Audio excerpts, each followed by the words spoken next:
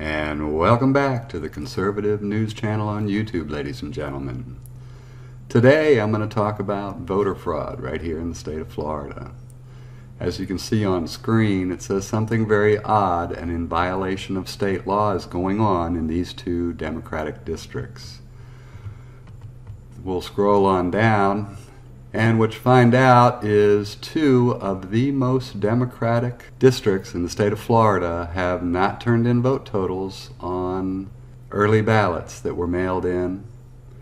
They are refusing to answer questions as to how many ballots they have left to count. This is 41 hours after the election's over when this was written, and that was some hours ago. So we're beyond 48 at this point, and they continue to stall the election, and every time they report votes counted, you watch the governor and the Senate race gets tighter and tighter and tighter.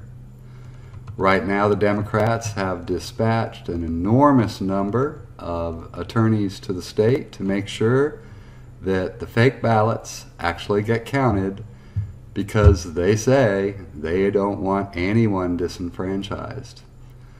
Now let's go back to 2016. This is the woman that is in charge.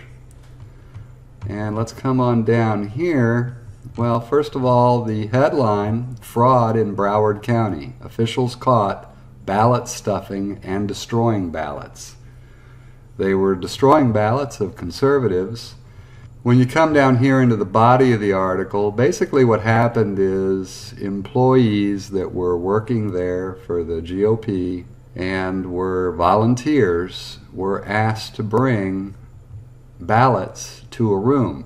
In that room was the supervisor of elections plus 5 other employees, and according to this, they had been ballot stuffing for 4 to 5 employees 16 hours a day for 5 days leading up to the 2016 election. Now, one employee did go to an attorney and report this to the state. So did several other people. And yet, what's amazing is, even when she's caught in fraud in 2016, she's still there. Now, the entire state has turned in ballots, completely counted. Parts of the state were hit by a devastating hurricane, and you know they had problems, and they got it done. And yet, here, the two most Democrat-leaning in the state are refusing to say how many ballots are left, because they probably haven't figured out how many they're going to be able to make before everybody gets all upset. I do think what they need to do is freeze those ballots.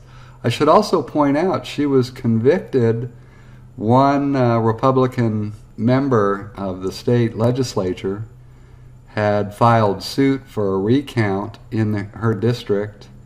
And even though she was required to keep those ballots for 2 years because there was a federal election on it, which is required by federal law, she had destroyed the ballots so that they could not be recounted.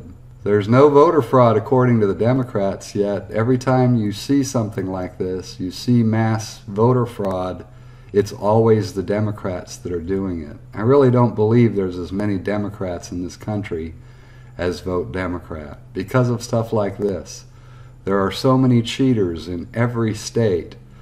All the big cities where you can do the largest voter fraud, that's where you get those maximum turnout. Remember the time I was talking about Los Angeles, California? They get 40 to 70% voter turnout, and it doesn't sound that bad until you figure out that their voter rolls are 144% of eligible voters in Los Angeles, which means almost a third of the voters in LA County are dead people still on the ballot.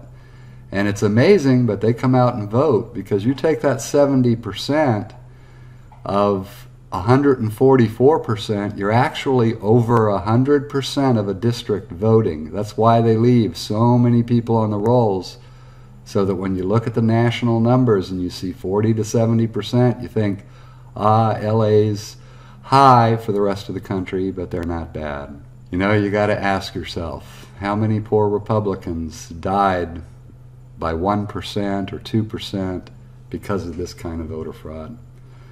Ladies and gentlemen, right now the Florida governor's race is in play and the Senate race is in play because of blatant voter fraud.